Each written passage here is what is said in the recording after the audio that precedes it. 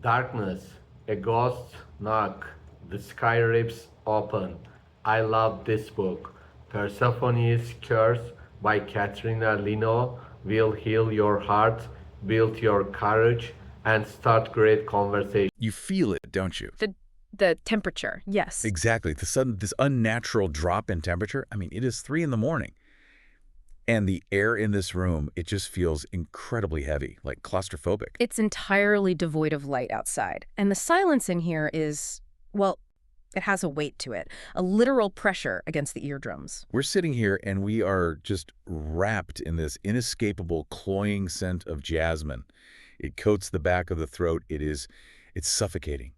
And we have to talk about the Farthing sisters. We have to talk about the children of the in-between. Okay. Because the sunlight lies. It sanitizes things. You know, you cannot dissect a tragedy like this in the daylight. Welcome to our deep dive. Today, our source text is Katrina Leno's Persephone's Curse. And our mission over the next 90 minutes, well, it's to take this beautifully terrifying text and answer one fundamental, agonizing question. Is this a story about a literal, genetic, world-ending magic, or are we looking at a textbook, absolutely devastating case of generational shared psychosis? I want you, the listener, sitting with us right now in this dark, heavy room, to imagine a fourth-floor attic bedroom. On the Upper West Side of Manhattan. Yes, a brownstone on the Upper West Side. It is cramped. It is freezing cold. The floorboards, they slope. This is Evelyn Farthing's bedroom. But it is not just her bedroom. It is the absolute, undisputed sanctuary of a 15-year-old ghost named Henry. He has been there for decades, just trapped in the amber of this house. He is gentle. He wears a faded striped shirt. He plays Monopoly with the sisters. He reads Alice in Wonderland. I mean, he is as real to them as the radiator in the corner. And then Winnie enters the room, 16-year-old Winnie, the third daughter. The air in that attic shifts immediately. The scent of jasmine becomes overpowering. It is the smell of a rotting, beautiful threshold. Winnie stands in the doorway. You have to picture the physiological state she is in. Her heart is hammering against her ribs, just pushing her blood pressure through the roof.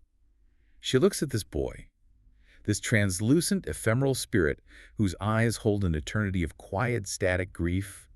A boy, her older sister Evelyn, has tragically, impossibly fallen in love with. It's a death sentence. It is. Yeah. And Winnie knows, she knows with the absolute certainty of a death sentence that if Henry stays in this attic, Evelyn will never leave it. She will never go to the conservatory in Boston. Evelyn will age and wither and die right there on that braided rug, chained to a ghost who will be 15 years old forever. So Winnie opens her mouth. She feels this pulse, this thrum of something ancient and terrible waking up in her blood, and she says the words. 2 words. Go away. Just that. Go away. The physical agony of that moment in the text. Henry looks at her. And the author doesn't just describe a ghost fading like mist. She describes a physical violation. He is flickering in and out of existence. His translucent form is bracing against an invisible crushing weight. The air is violently expelling him. Yeah. He begs her. He says, I'm not leaving her. I would never leave her. That would break her heart. And Winnie screams back at him. She screams, it will kill her if you stay. Do you want to watch her die alone? And we literally watch the heart of a dead boy break. We watch a spirit bathed in the protective magic of this brownstone for 20 years just shatter. He looks at Winnie. He tilts his head, listening to a sound she cannot hear. He says softly, oh. And he vanishes. He is violently, forcibly evicted from his only sanctuary, exiled to the underworld. Banished. It is irreversible. It is a catastrophic, unforgivable act of violence disguised as salvation. And I really need to push back on this entire premise right out of the gate here. It is the culmination of a shared psychological breakdown. You're pulling the medical card already. I have to. I am looking at this text. I'm looking at these 4 sisters, isolated in a New York brownstone, practically raising themselves because their mother is emotionally vacant. I am looking at the crushing weight of their family expectations, their inherited eccentricities, and I'm asking you and the listener, is there any actual magic here at all? Or is this an absolute textbook manifestation of folie à deux? Shared hysteria. Specifically, Lassagne-Fallret syndrome. It is a psychiatric syndrome where symptoms of a delusional belief are transmitted from one individual to another. It usually happens in isolated environments. The primary inducer forms a delusion, and the secondary, who is often younger or more passive, adopts it. A desperate collective delusion to cope with the suffocating reality of being a Farthing woman. You cannot honestly reduce the haunting of Henry, the physical atmospheric manipulation of the Farthing brownstone, the dropping of ambient temperature to a mass hallucination. The magic is an undeniable physical reality in this book. It is a genetic legacy. I absolutely can. Let's look at the foundation of this tragedy. Bernadette, the eldest sister, she drops out of college. She comes home in the middle of a rainstorm, shaking, weeping, utterly broken. And she brings home a clinical diagnosis: bipolar to second disorder. Right. She explicitly tells Winnie that her psychiatrist diagnosed her. This isn't a myth. This is brain chemistry. Bipolar sec is characterized by depressive episodes and hypomanic episodes. It warps your perception of reality, your energy levels, your self-worth.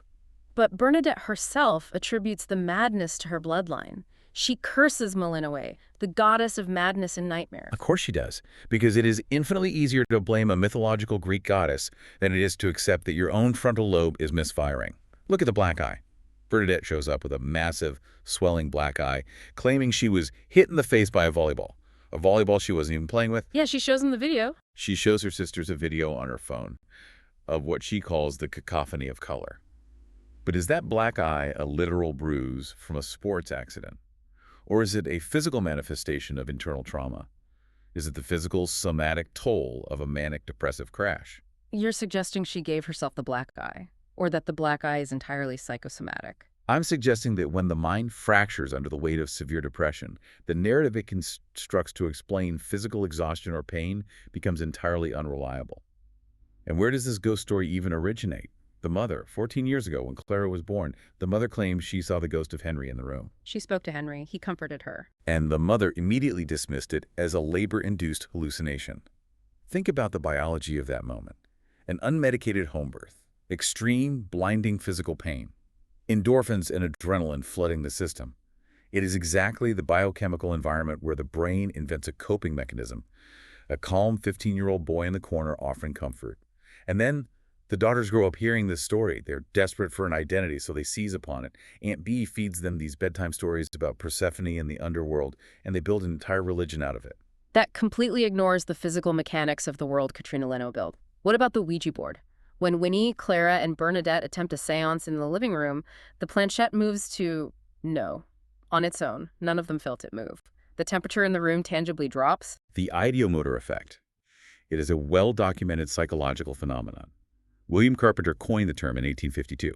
It refers to a process where a thought or mental image brings about a seemingly reflexive or automatic muscular reaction, often of minuscule degree and potentially outside of the awareness of the subject. The muscles make tiny, unconscious movements driven by the subconscious desire for an answer. Four sisters, sitting in a tense, emotionally charged room, subconsciously steering a piece of wood. Fine. Explain Aunt Esme in Vermont.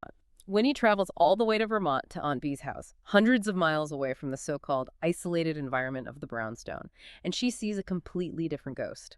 She sees the ghost of Aunt Esme, who died as a child, sitting by an unlit fireplace playing with dolls. How could Winnie hallucinate a ghost with specific, historically accurate mannerisms in a totally different state if it were just a localized hysteria on the Upper West Side? Power of suggestion. Aunt B's house is steeped in the exact same mythological role play as the brownstone. Winnie went there looking for ghosts. When you prime the human brain to see patterns, it will find them in the shadows. It is not just shadows. Consider the sensory detail. This is where the psychological argument starts to fracture. Leno doesn't just describe translucent apparitions. She meticulously describes the atmospheric shift, the smells. Aunt B, who is deeply entrenched in this world, always smells of mint and vanilla. Mint and vanilla. Yes. I want to spend some time on the specific olfactory pairing. Why mint and vanilla? They seem like fairly standard, comforting smells. They are profoundly symbolic. Think about the botanical nature of those plants. Mint is sharp. It is an aggressive grower. It is awake. When you inhale mint, it bites the tongue. It clears the sinuses. Menthol triggers the cold-sensitive TRPM8 receptors in the skin and tissues, physically making you feel more alert. It is the scent of the living, of active survival. And the vanilla. Vanilla is terrestrial. It comes from the seed pod of an orchid. It requires the earth. It requires meticulous, painstaking cultivation. It was warm, baking, maternal comfort. So Aunt B smells of sharp survival and deep terrestrial comfort. She is anchored to the living world despite her proximity to ghosts. She holds the line. That is what the living smell like. But What does Henry smell like? What does the brownstone smell like when the veil between the living and the dead thins? Jasmine. Jasmine. Heavy. Cloying. Indolic. I need to explain what an indole is chemically because it changes how you read this entire book. Indole is an organic compound, C8H7N. It is a bicyclic structure. A 6-membered benzene ring fused to a 5-membered nitrogen-containing pyrrole ring. Okay, bringing in the organic chemistry. It is necessary because indoles are found naturally in blooming white floral scents like jasmine, tuberose, and orange blossom. But indoles are also formed during the bacterial decomposition of the amino acid tryptophan, meaning indoles are a primary component in the smell of decaying flesh and feces. Oh, wow. Yes. The human olfactory system processes the smell of a heavy floral bloom and the smell of putrefaction using the exact same chemical receptors. Jasmine is literally the scent of rot disguised as bloom. It is nocturnal. It blooms at night. In the text, it is the literal footprint of Persephone, marking a porous membrane between the living and the dead. You cannot hallucinate the physical, suffocating weight of an indole compound filling an attic. The magic is bleeding through the floorboards. That is a terrifying biological mechanism, but I still say it circles back to how these girls interpret their environment. Think about the trip to the Cloisters Museum. Evelyn stands in front of that famous tapestry, the unicorn in captivity. The late 15th century tapestry. Right. Evelyn is practically in tears, observing this pristine white unicorn bleeding from what looks like pomegranate juice, trapped inside a circular wooden fence, chained to a tree. Evelyn looks at it and says, he could get out. And Bernadette, the cynical, newly diagnosed Bernadette, points out the absolute objective truth of the image. The fence is low, the tree is weak, the unicorn is not actually trapped. It could step over that fence at any moment. What about the juice? Bernadette explicitly calls it a metaphor for societal constructs, for being trapped in a prison of your own mind. And that is exactly what the Farthing sisters are. They are the unicorn. They're trapped by a remarkably low fence of generational trauma, of eccentricities, of isolation, and they refuse to just step over it. Evelyn chooses to stay in that freezing attic with hallucination of a dead boy because the real world, the conservatory in Boston, the pressure of a musical career, the terror of becoming an adult is too much. The ghost is a shield. The unicorn stays because it ate the pomegranate seeds. The blood on its coat in the tapestry is the juice of the underworld. You are dismissing the very real, terrifying burden of being a Farthing woman. You call it a low fence. I call it a genetic curse. Let's look at Bernadette's psychology again. You call it bipolar 2. The text explicitly links her suffering to Malinoe. The goddess of madness and nightmares, born by the river Cocytus. The river of wailing, the deepest, most agonizing river in the underworld. Bernadette takes comfort in this myth. Have you considered why? Because it's romantic. It's a grand narrative. Because if it is just brain chemistry, if her synapses are just misfiring due to a genetic lottery, it is a random, senseless tragedy. It is clinical and cold. But if it is the curse of Malinoe, there's a reason. There is a lineage. There is a dark, terrible royalty to her suffering. It elevates her pain into a mythic sacrifice. It is a profound psychological burden to bear. And honestly, no one bears a heavier psychological burden in this family than Winnie. Winnie, the skeptic, the cynic, the one wearing the hand-me-down sweatshirts. She is the keeper of the house. We have to analyze Winnie's psychological state, and I want to look at it from 3 distinct angles because her decision to banish Henry is the fulcrum of the entire plot. Angle 1, family betrayal. Winnie is absolutely drowning in guilt. When she banishes Henry, she doesn't just exile a spirit, she breaks her older sister's mind. Evelyn's reaction is visceral. Evelyn spends the next week sitting on the floor of her closet, banging her knuckles against the wooden door, looking for a secret passage to the underworld, until her hands literally bleed. We are talking about literal, physical self-mutilation out of grief. Winnie has to sit there and watch her sister's knuckles crack. She watches the blood leak onto Evelyn's wool socks, knowing with absolute certainty that she caused it. We have to ask the uncomfortable question, did Winnie banish Henry solely to save Evelyn's future, or did she banish him out of a deep subconscious jealousy? Jealousy.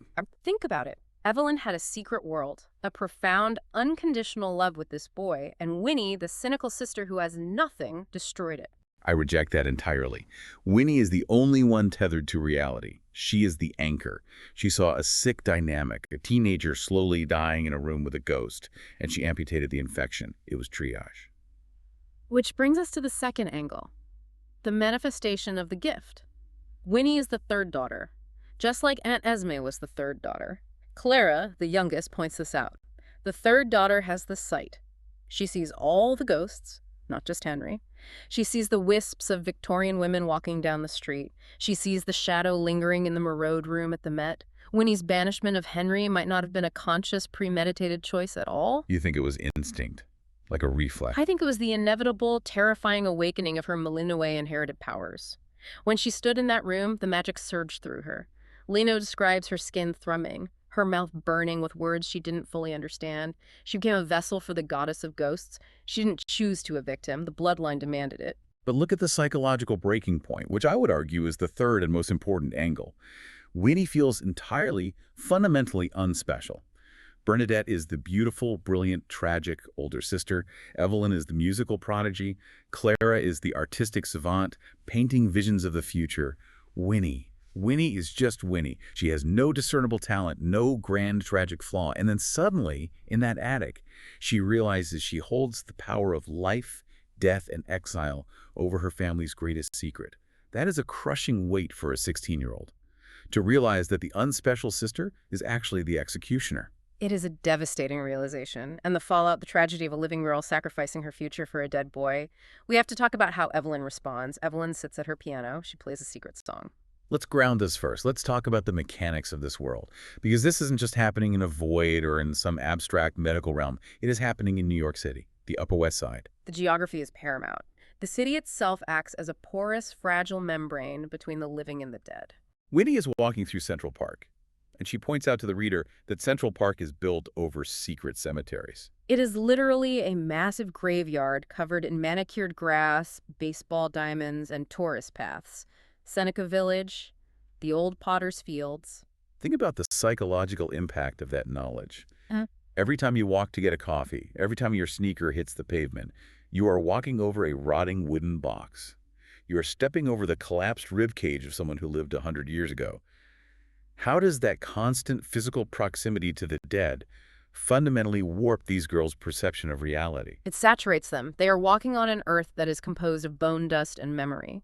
Which is why, when Winnie realizes she has made a terrible mistake and needs to find Henry, she doesn't just look in the attic. Consider her visit to the Metropolitan Museum of Art. She goes to the Temple of Dendur. She goes there to scry for him, to reach him, and she deliberately chooses the Temple of Dendur.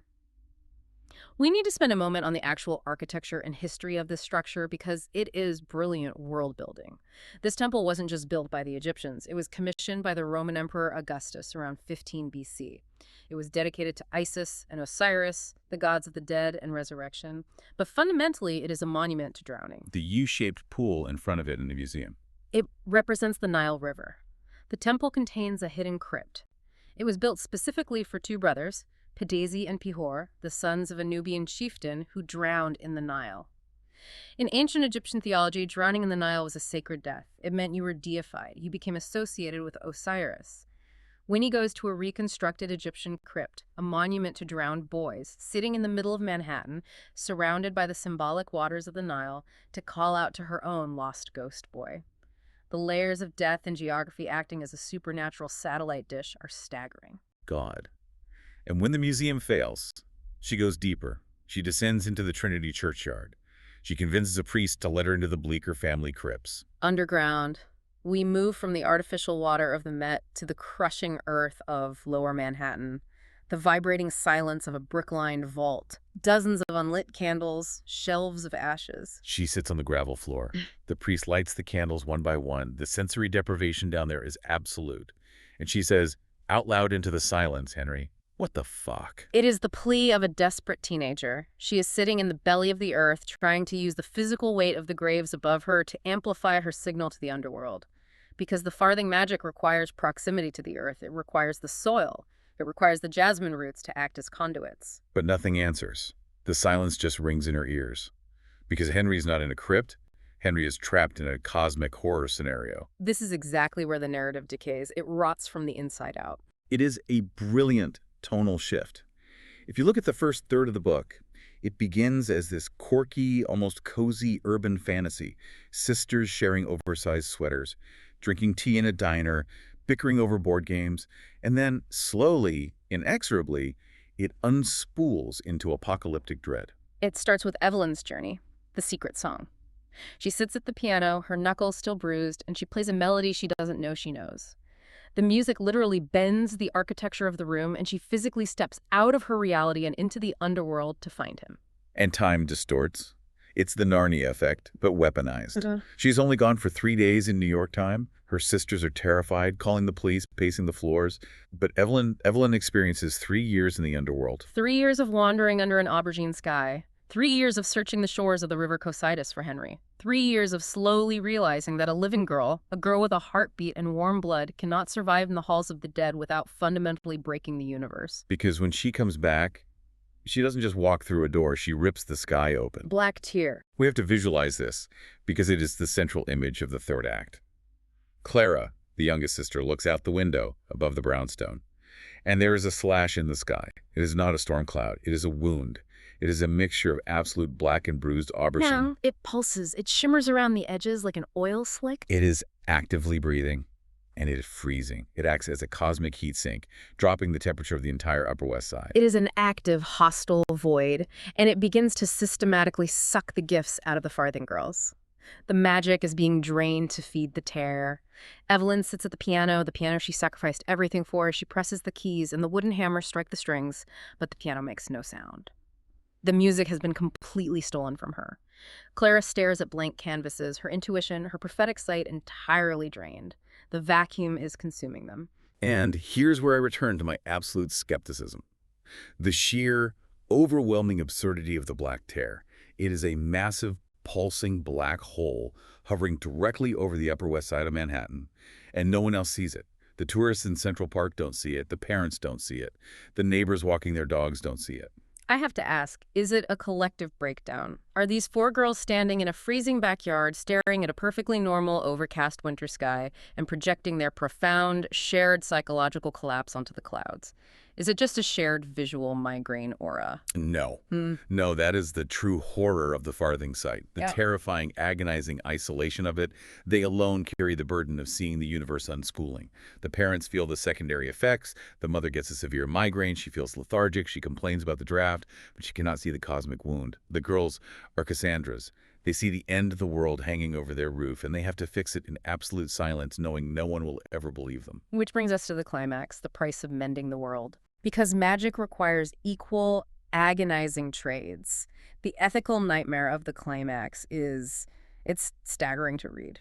They realize they need to call Henry back to fix the tear. Evelyn's piano was broken, her music is gone, so Clara steps up, 14-year-old Clara.